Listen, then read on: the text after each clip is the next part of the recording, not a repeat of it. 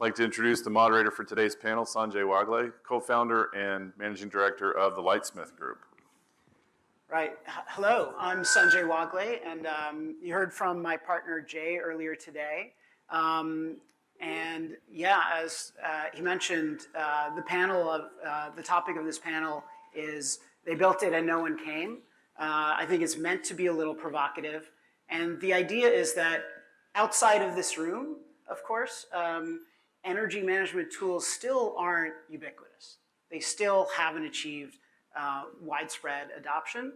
And the question is why? I'm an investor. I spent a lot of time investing in clean tech, including 15 years ago, investing in some of the earlier energy management technology companies. It was a much smaller space back then, obviously. Other than the big ESCOs and local contractors, there wasn't a robust ecosystem of energy technology providers and solutions. Fast forward to today, there's obviously a lot bigger of an ecosystem, companies like Urjanet and others, but still it's not ubiquitously out in the world. So for this panel, we want to talk about why is that? What are some of the challenges keeping customers from actually using energy management tools? And what are some of the technologies and trends that are helping move the space forward? We have a great panel, which I'll invite to come up, that represent the perspective of a large industrial energy user, a major energy services advisor and contractor, and a solutions integrator, and I'll introduce them each in turn. Great, and so, terrific. Why don't we start the conversation with Cobb Pearson, who is the delivery lead for Accenture's energy services in the Americas. Why don't you tell us a little bit about what you provide to your customers, and tell us about the recent acquisition as well and how that fits into your business. Sure. So many of you guys might be familiar with Accenture. My mom still doesn't know who Accenture is, so she's always worried about my career certainty. Accenture has 470,000 employees, actually, globally, so it's a very big firm. But we really only kind of do three things, right? The way I describe it to people. There's a corporate strategy piece where we work to establish kind of strategy roadmaps for companies. There's a consulting piece where we solve the problems that companies see in their roadmap, and a lot of times that's technology oriented. That could be the implementation of SAP or Ariba or something like that. And then there's an operations piece, and that's where I fit. In the operations piece, we run solutions for client problems that maybe we can do more cost effectively for them. So procurement operations in particular is one of the biggest parts of Accenture. And around 6 years ago, Accenture bought Procurian, which was really one of their biggest competitors in the procurement outsourcing space at the time. One of our 12 verticals that we manage within the procurement services business is energy, and it's actually the largest vertical. So we manage over $30 billion of client spend in the energy space. It's a very procurement-focused business because most of the engagements we do, we're working with client to help them buy energy, but also capital equipment and logistics and office supplies and travel and other things. So these tend to be very strategic engagements. That's a little bit kind of about our energy services business. The acquisition that he's referring to, first off, was Procurian, but then 3 years ago, we actually acquired a firm called Energy Quote, which was one of the largest European energy consulting firms to grow our presence in Europe specifically. So the global piece is a very big focus for our clients. Great, and so the question to you is, from your perspective, seeing your customers using energy management tools, what are some of the challenges that keep them from using it as much as they could? And what are some of the solutions you offer them? Right, so we were talking a second ago, Accenture publishes this tech trends report on an annual basis, and you can get this on the Accenture website for free. If you look at the 2019 tech trends report, one of the themes was the post-digital world, and that sounds kind of apocalyptic. But the idea is that the digital marketplace has become saturated, right? Everybody has a platform. And it's at the point, if you're a utility end user, like the customers I represent, they don't have time to go to the Georgia Power platform and to go to the San Diego Gas and Electric platform And those platforms have become almost irrelevant for them, right? And that's the idea that they built it and no one came. And so, I think recognizing that we're in this digital saturation world is kind of the first thing. And one of the things that's very applicable in this energy space is that these platforms have to have the ability to show all of the client's bills to be useful. It used to be table stakes that you need to show me your utility bill. That's not true. You need to show me all of my utility bills. And I think about my Bank of America website that I use to pay my bills. I can go in, I can see my Georgia Power bill, I can see my Citibank financial bill and pay my credit card. I think that's where the industry is going. And there's a day in the near future where you'll go into your Georgia Power website and you'll be able to view your Gas South bills and your City of Atlanta water bills and everything in one place. And UrgentNet's really the technology that exists today that can make that happen. So I think that's one thing that's very relevant that would make these platforms more helpful. The other piece is just differentiation, right? I think we're all trying to innovate in small ways to make our platform better than the competition or better than it is today. But ultimately, there's going to be firms that figure out step changes, right? Through artificial intelligence, through blockchain technology, whatever it is. But opportunities to move things forward in a paradigm shifting way. And so I think that's the way we're trying to think about our business, the way Accenture is working with its utility and energy service company clients as well. Great. Thanks, Cobb. So our next panelist, Jeff Perlman, is the CEO and founder of Bright Power, which is the leading solutions integrator for energy and water management for multifamily apartment buildings. And I guess I look back, and one of my very first investments was in we talked about this, a wireless water submetering company that was starting to get tried out by Archstone Properties. And they were trying out different things, but we never saw real rollouts of the solutions that were out there. Is it different now? So, I think that Cobb touched on this too, that there's a bit of a fatigue, particularly, so our clients generally own large portfolios of apartment buildings across the country. So, and we hear from them. We built a software platform called Energy Scorecards, which is a utility bill analytics platform. We use UrgentNet as one of the data suppliers for that. And the idea was to try to base it, try to solve the problem that Cobb said about, everything is, I don't just want my gas bill or my water bill or my electric bill. I want to be able to see everything. So we can see everything across the whole portfolio. But even there, when you look at when you can show them how all their buildings are doing across their whole portfolio, they say, okay, that's great, now what? Now, when you talk about, say, a water submetering technology or a particular new boiler control or what have you, that's a level of technical detail and sophistication that, frankly, a lot of multifamily operators don't really have to know how to use. And so what we've done as a company is found the need to trend towards providing a more comprehensive service. So what started as more of an engineering consulting firm doing energy audits and that sort of thing evolved into an analytics company as we added the energy scorecards using utility bill analysis to identify where there were opportunities. And then once we had the opportunities, that led to more of the energy engineering work. But then our customers were saying, that's great, you can give me a report that says, here's where you can save energy, now what? And so then we added construction capacity. So we actually act as a general contractor on the energy efficiency improvements or solar energy installations. And the systems go in and people go, well, so is it working or not?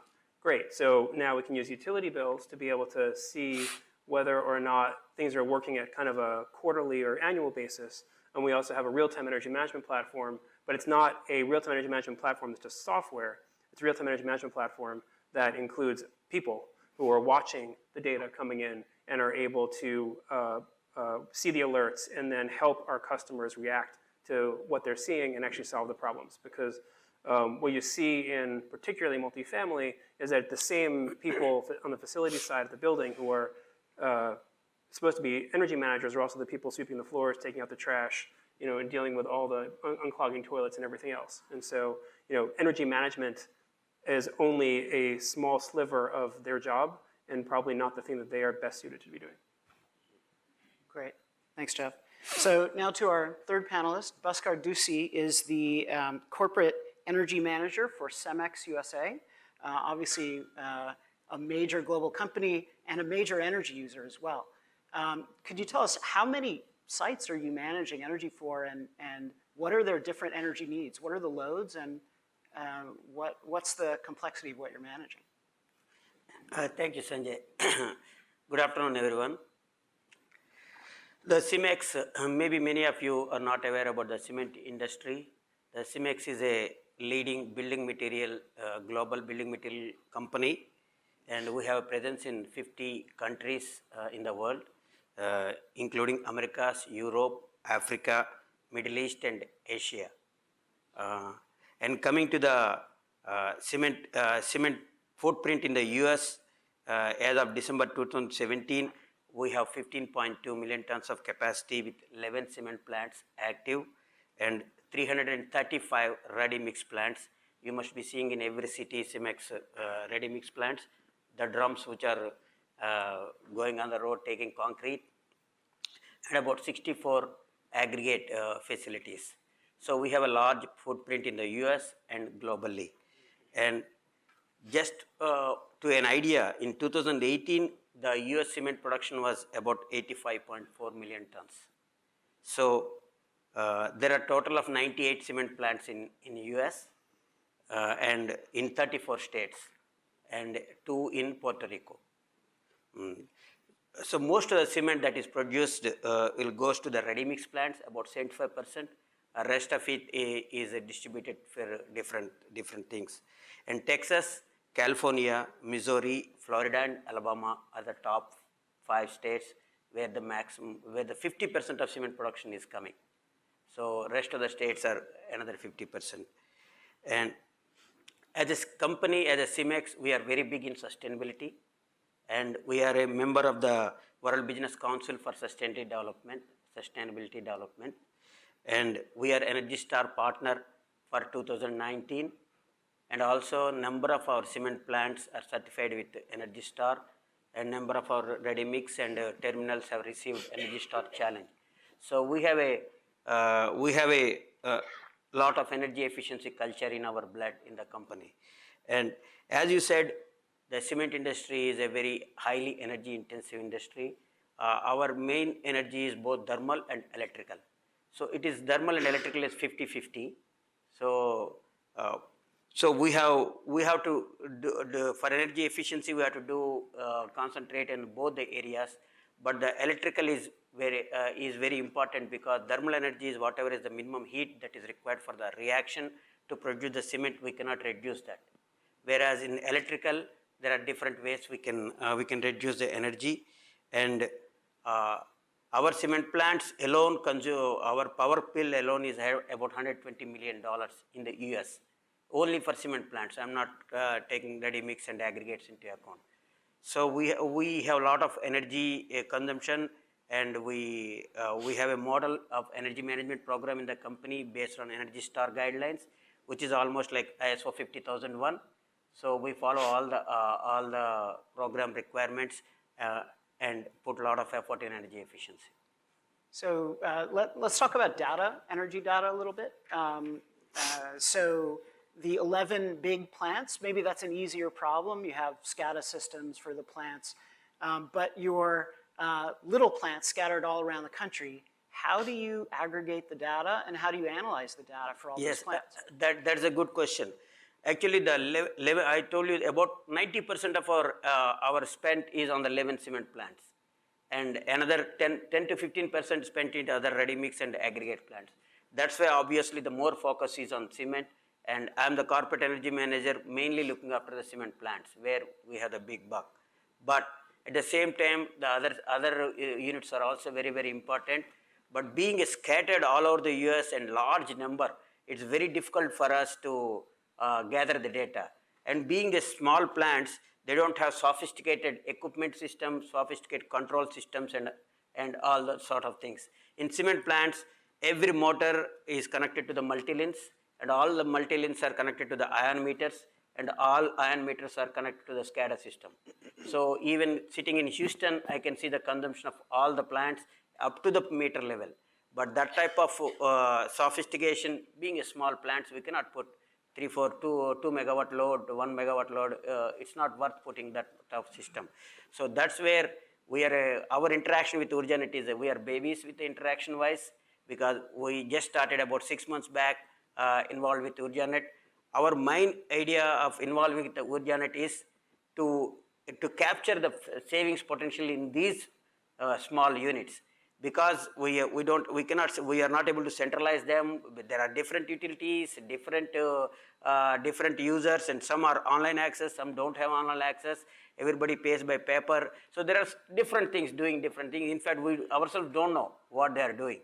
So we hope that once we are involved with Urjanet and then use their services, we are hoping to gather all these things, develop a report and integrate this to our SAP system, so that we can generate reports presentable to the top management and the plant managers and benchmark each plant and then try to get benefit out of this. That's our idea of this participation. Great, thank you. So question for the first two panelists. Maybe Bhaskar has solved the problem. He's got a seamless flow of data from all his plants and reporting and analytics to identify efficiency opportunities. But that's not always the case with the customers you serve and advise, right? We had talked about how layering the data, the analytics, controls perhaps, and then services on top of it may be what needed, a complete solution. Could you tell us about when is the software enough and when do your customers need more? Is this question for me? For both of you, maybe you could take it in turn. Okay. So, I think one thing that we talked about in advance, it was, the idea that we're getting to a point, I think there's a point in the near future where every customer is going to have every data point they could ever hope for, and it's going to be very cheap, right? And when I started out in this business, roughly 20 years ago, my job was selling interval data access for a major utility, right? And the idea of that, most utilities today, big commercial users, even your 335 smaller plants, you can get access to interval data for free. Now, it's hard to do because you might have to go to 150 different utility websites to get that data for 335 plants. A la Urjanet can help with that a great deal. The problem is now that data is flowing in, nobody knows what to do it. And I think you hit the nail on the head. Ultimately, this business still comes down to really good people that are really good at what they do. And just to give you an example for our business and how we differentiate, the firm that is now Accenture Energy Procurement started out 30 years ago as a regulated rate consulting shop before markets deregulated, right? And most of the business we did back then was on a gain share, where unless we could find savings for a client through rate changes or recoveries if they'd been overbilled, we didn't make a dime. And that's still a big part of our business, actually, that regulated tariff optimization consulting. And that's a great example. And you can build an automated tariff engine to do some of that stuff. But ultimately, the value is when really smart people that have been doing this a really long time look at it and start to ask questions like, why can't I qualify for the catfish farming rate in Alabama? Or, how come there's an electric heat rate here but not an electric heat rate here? Or how come there's a special rate for public transportation but not a special rate for telecom companies who have very similar load profiles, et cetera, et cetera. So I think people that can provide good services on top of good data and good platforms will continue to be, the kind of winning formula. Cobb, I have to admit that's a question I had never asked myself before, catfish rates. But, Jeff, what do you think? Yeah, so I mean, I think that my answer is that for the end users, for our customers, software alone is basically never enough. I think that we've had customers say to us, we don't want another dashboard. Okay. We don't want another report. Okay, we want a solution. And so I think that a great example is if you look at building management systems. I don't know how many of you do energy audits, have gone to buildings that have building management systems in them. 90% of the time you go into a building management system, there's a zillion alerts. The facility manager's phone is sort of going off all the time. They just ignore everything. That's exactly it. They're not using it. Yeah.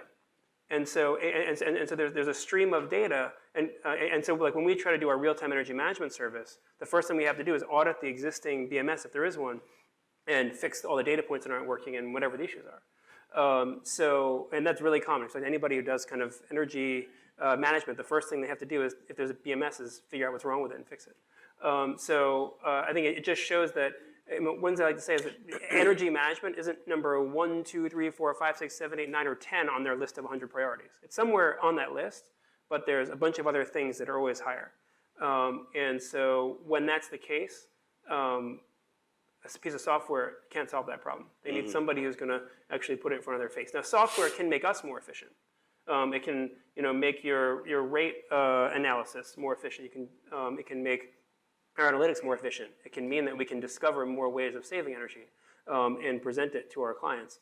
And it can be a form for presenting both the things that we find and some of the reasons why they need to listen to what we're saying. It provides the backup, but ultimately, a person also needs to be involved to get the actual change to happen. Sure. And, one thought to add to that, too, is, I sat in on a demo recently that Cox did at another conference of a artificial intelligence kind of platform that they're using today, which was really awesome. And, I sat there and watched as they demoed on the screen the way the platform would text message them alerts when, accounts had bills outside of a range. And what was so appealing to me with the platform is that it was trainable, right? So the machine learning piece, I don't want to get 1,000 text messages every month. That's no longer useful. But the fact that you can go in then and you can start to train it on these 900 are not meaningful, and next time around you only get 100. So I think through machine learning, through artificial intelligence, the technology will continue to get better, and that's where I think some of these step changes will come.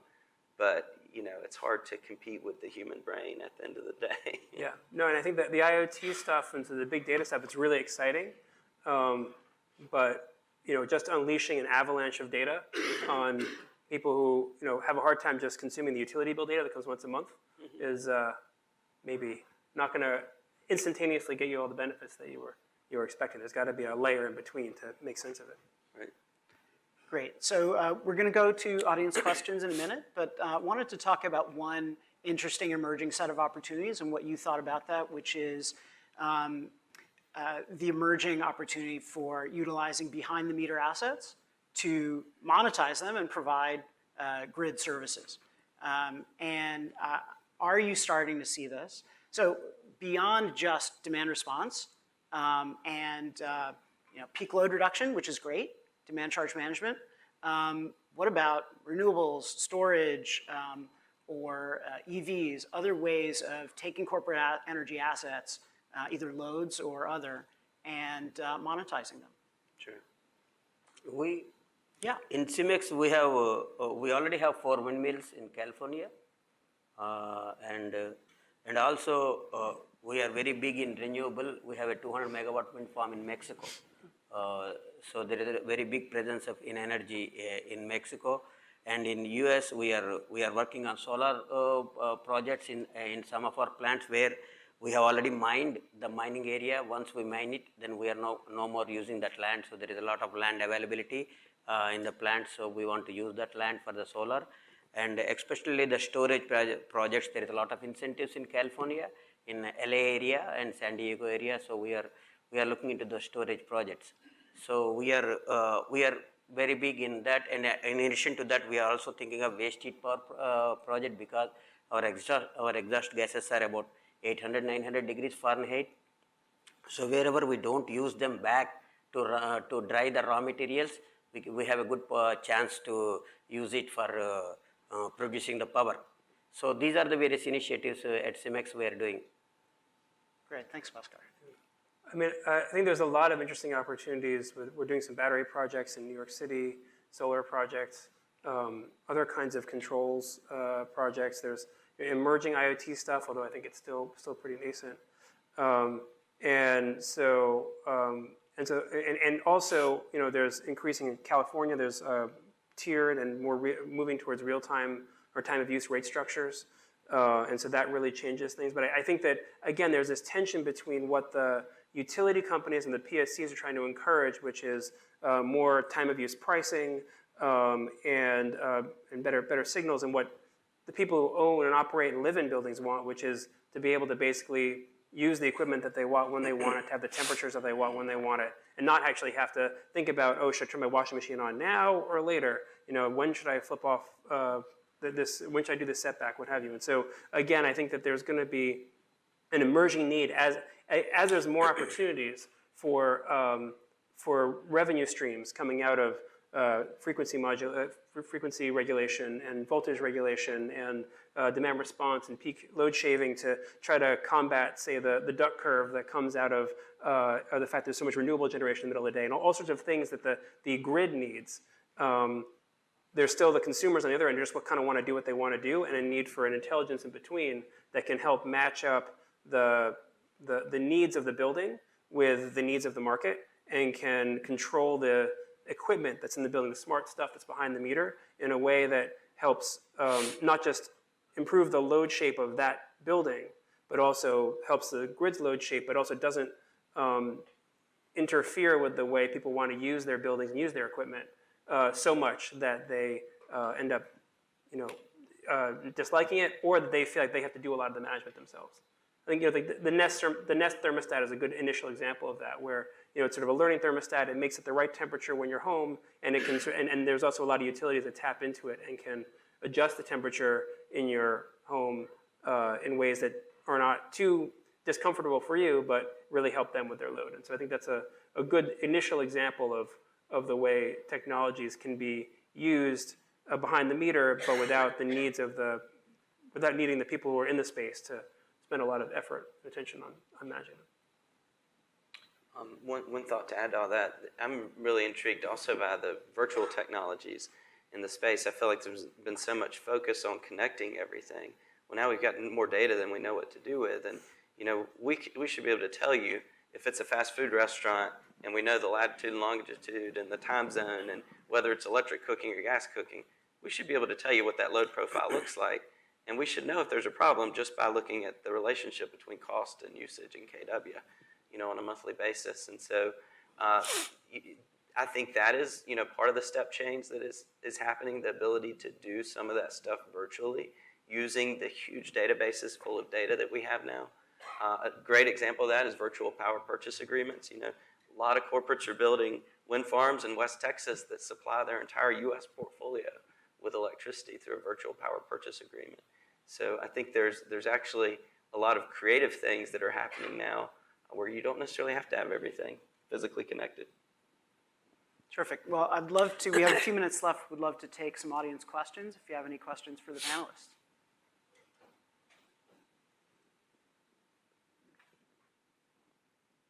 Well, I have one while we wait. Please jump in with your questions. I would love to hear if you have any real-world examples of energy savings, energy bill reductions that you've seen in your company or your clients. I mean, in the end, that's what this is about, delivering bottom-line results. You have any examples for us? Yeah, in CEMEX, yes. Well, our energy management program is there for the last 10 years. So we have so many examples, and the best example I can say is the compressed air project. So our cement plants used to have the decentralized compressors. That's the norm during 60s, 70s. Every department used to have their own compressor and then their own pipeline. It's not centralized, and they are very, very old, and even the dryers are also not modern. So and then piping is mostly used to be underground, so you don't know where the leaks are. Only once it rains, only the bubbles come, then oh, okay, there is a leak here, something like that. So we take up a project, and then we took all the cement plants, and then we went, we implemented a concept called air over the fence. It's like a utility concept. So we pay for the air. We don't own the compressors. So the compressors are owned, maintained, built, operated by somebody, but we buy the air. And there is a baseline, and there is a cost for the air, and there is the contractual requirements. So through that, what we did is that we have a centralized compressor room and the brand new pipelines, and then so with that we are able to reduce the compressed air usage, reduce the pressure that is required, because some sections require low pressure, some sections require high pressure. So if you have centralized and auto control, then you can exactly do. So we save tremendous millions of kilowatt hours, and then that converted to money. So that's the best example what I can give. But There are a number of examples because our motors are, each motor is about 5,000 horsepower, 6,000 horsepower like that. So a fan or something, if that fan is working with a damper control, if you put a variable frequency drive, you can drop the consumption by 50%. So 5,000, 6,000 horsepower motor and 50% drop in the power means you can see how much power is saved. And did you then measure the reductions from your reporting and Yes, and yes, data? yes, yes. There is, and then we are getting utility grant also. In some utilities, like in California, they give grants for this type of projects. So it's we put some money and then we implement the project. 50% of the project cost is based on the measurement and verification. We get the money back. You executed that project entirely in-house? No, no, no. We use for measurement verification. You are not eligible. There has to be a third-party consultant.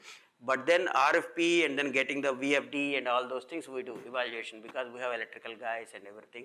So we do. But measurement verification, submission of the application, and everything. So SoCal, everything is done by a third party. But it's a simple process and we got a lot of benefit. Excellent. So we've done lots of successful energy efficiency and water efficiency and renewable energy projects in buildings. But one of the things I'm most excited about recently is data that's finally come back on some of our early real-time energy management projects. So in our real-time energy management service, we're using, putting sensors in, getting data on how all the different equipment, water heaters, boilers, temperature sensors, fans are working within a building. And we're reacting to that, but the other thing that we've, and so when there's a problem, if there's a water leak or something, we're able to address it quickly.